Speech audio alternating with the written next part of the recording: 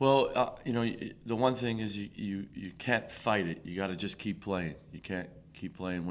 When you think things are open, it closes up very quickly. So at times you got to be quicker. At times you got to move the ball and you got to move bodies. If not, they just set their defense and you can't get a penetrating dribble or you can't get off a good shot. So we got to make sure we play fast and we're aggressive. And it's not going to be perfect. We just can't allow them to string 8, 10, 12 possessions in a row where we're flat-footed and standing around, because that won't work. Could your speed actually prevent them from setting up their defense, or do they get into it fairly quickly? I hope so. I mean, the one thing, the best defense to attack is the one that's not set.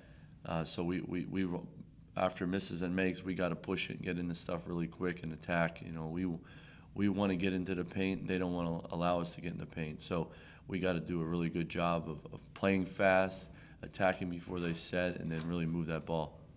I'm guessing there aren't two games back-to-back where the styles are more different between North Florida and Virginia. I mean, as a coaching staff with a new team, a young team, how much of a challenge is that to just prepare in such a short space? Oh, it's a huge challenge because you're sort of changing, not your philosophy, because we're going to do what we do, but your approach. But that's going to happen during the league when we get to A-10 play. We're going to play a team like Rhode Island, and that's going to be a little bit different with GW or Davidson. So it is what it is. This is the best time to prepare for it in the now, and we'll be ready to go. We have plenty of time to get ready for UVA, even though I wish we had 2 months to prepare for them, but we have a number of days. We'll be ready. The tip-off time, 4 p.m.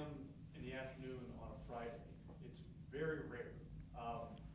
I'm sure that the Siegel Center will still be sold out as it has been for the last 102 games, or 101 games. But is it different for your guys to come out and play at that sort of time, just like your body clock and all that? No, because these guys have played at 8 a.m. AAU games their whole life to 11 o'clock p.m. and anywhere in between. So I think it could be a lot of fun. Friday happy hours are really good in Richmond. It just will occur in the Stew this Friday, so it'll be a lot of fun. But I appreciate that UVA played that game too, because we're going to get on a flight right after the game and work our way to Hawaii. So that's the main reason for the 4 p.m. tip. One of the reasons, yes, absolutely. You were here when VC beat UVA in 2013. Do you go back and look at that game at all as you prepare for this game? Yeah, we will. I'll watch both of those, the previous 2 games, for sure. And then their last couple of games, including some from last year. So we'll watch a bunch of tape and try to find as many ideas that can help us, without a doubt. That shot from Travion is like all around the building. It's everywhere. I'm sure you've seen it a few times. Yeah, it's a big moment in VCU basketball. Go on the road to play one of the best programs in the country with an unbelievable coach, and we should celebrate that. That's a huge success for VCU, and I think it's even a greater example of a young man who was under-recruited, who's probably one of the hardest workers we ever had, who was prepared to make a big shot, and he's a pro now.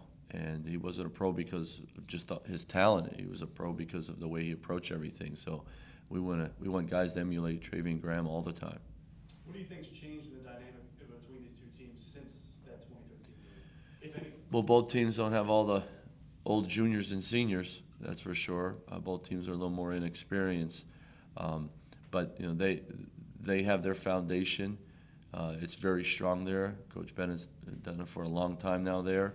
We're still building ours, but hey, the game was on the books, and we're going to play it, and we're going to do everything in our power to try to play for 40 minutes the right way. You can remember a team might not have happened, and certainly would not have happened in Richmond 15, 20 years ago or so. At any point during this week, do you remind your kids of the opportunity that this program has now and has had, ironically set up by guys that weren't able to take advantage of it?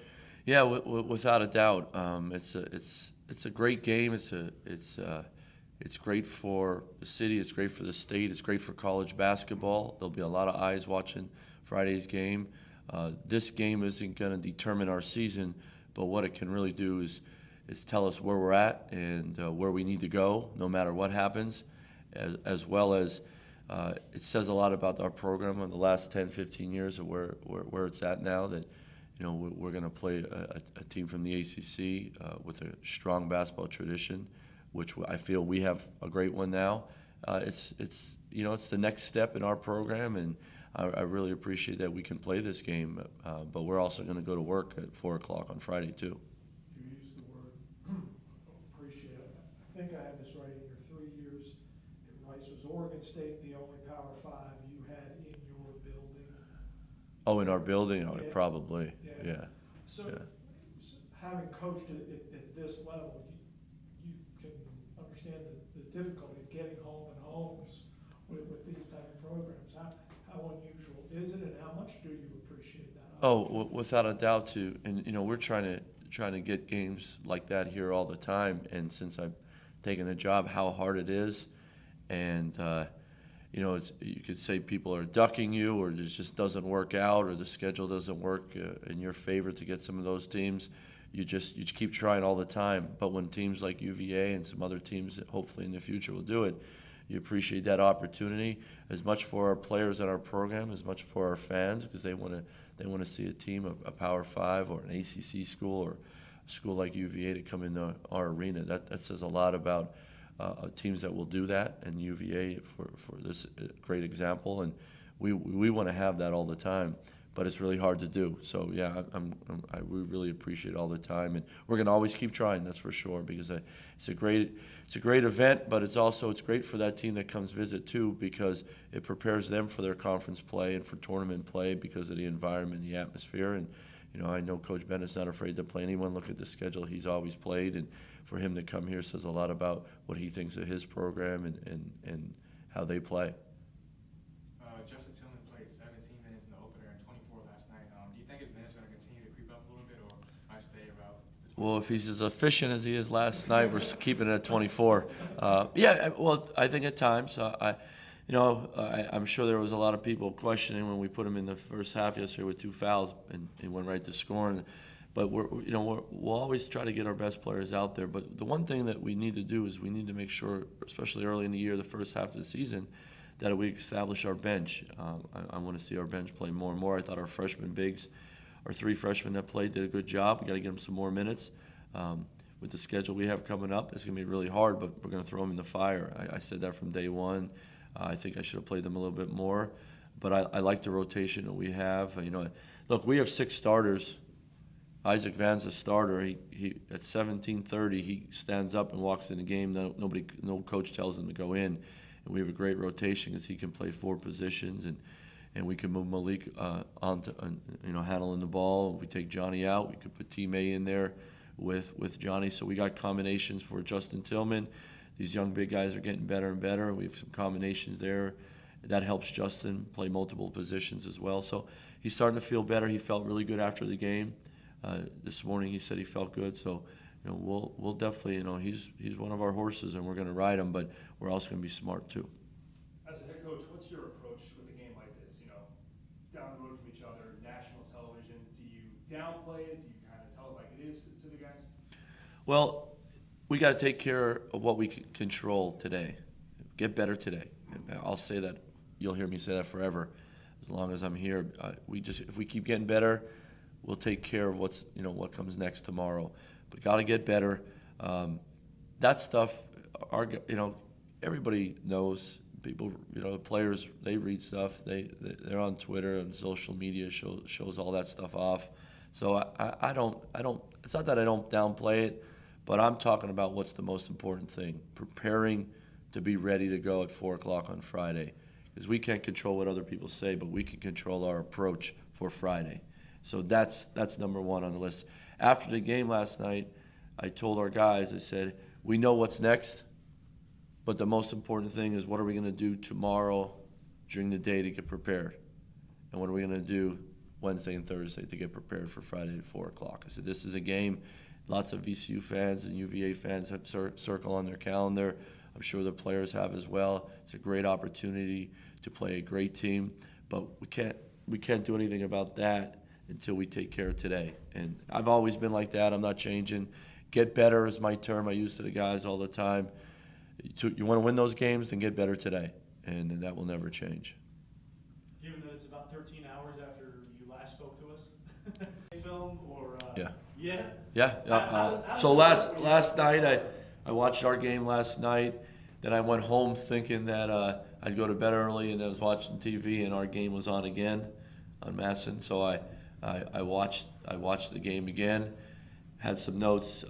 Then last night I looked at a couple clips that Coach Ballard and I were looking at earlier or yesterday, last night before I left the office. So yeah, we're digging in. And this morning I dropped my kids off at school. I've been watching tape until I walked in here and talked to some other people out there that have played against them and know them well. And our job, our coaches, our game time is the preparation. At 4 o'clock Friday, that's the players' game. Our game time is now until then, and we got to do our job. What are your impressions, Mike, of guys like Hall and Wilkins, who are their older guys, and how they might be blending with some of the younger guys like Huff and Hunter and Guy? Yeah, well, it's really impressive how much they've improved. Devin Hall used to come to my basketball camp at Randolph-Macon, and he was a little kid then, a little brother. Now he's a grown man, and how much he's improved at his time at UVA is very impressive. But you know what type of kid he is. Same thing with Isaiah Wilkins. He's paid his dues, and he's followed some really good players, and now it's his turn, and you can see that maturity out there with his team. But the young guys, just like any young guys on any team, they got to figure it out too. But also having leadership like Devin and Isaiah probably helps those guys, like it helps our young guys having leadership from Johnny and Justin and Chris. So it's any program goes through that learning on the fly. But when you have older guys and more mature guys and good leaders and great teammates, that speeds that up. And I'm sure they have that in their program, and their coach has thrown some of their young guys in a fire, and that's what we're doing as well. And when you get out there and the ball goes up, nobody asks what grade you're in or if you lettered last year. They want to know, can you play or not? And that's what it's got to be. That's what got to be our mentality. I was curious, obviously the guys have done a lot together already, but going out for a long trip like Maui, do you have anything special planned as far as like team bonding or anything like that for a long trip like that when the guys are together? Win? No, man. I mean, you look at. There's no chance of me being out in the sun. You know what I mean? But we're there. We're there to try to win 3 basketball games. That's going to be our approach. When it's over, we'll have all night Wednesday night and pretty much all day Thursday before we fly back. Our guys will enjoy being in Maui then. I want them to enjoy becoming a better basketball team out there. So those trips are great because it's a great experience. Going to play in those tournaments, all that's a big deal. But we got to be focused on becoming a better basketball team and trying to win games. That's the fun. That's the fun. I remember when we went to the Bahamas to the Atlantis tournament. We beat Memphis. That was the fun. And then we had what a great opportunity. Next day we played Duke and we played them very well. I don't even remember if I saw water, but I remember that. And that's what that's the approach we'll take with our guys after the game Friday. What's the point of going to Hawaii, Coach? Just winning games, I understand. Yeah, be honored to be in a great tournament and to win some basketball games and play in that awesome event. I mean, come on, for anybody that loves basketball, I know friends that have tried for years to try to get tickets to go out there for Thanksgiving. So we get to go as basketball players. Come on, pretty awesome. How do you remember Devin Hall in your camp? Did he make an impression on you when he was 8, 9 years old? Yeah, because we had to move him up, and a lot of kids from Cape Henry. I always recruited Cape Henry, and kids from Cape Henry would come. And Devin was a heck of a player when he was a little kid too. But yeah, his dad brought a bunch of people to camp. When you were talking about your leaders, Justin and Johnny, and you also mentioned Chris. How Yeah. has he blended his I'm really proud of him. He's done a super job. He's such a great kid, and he came in here with such an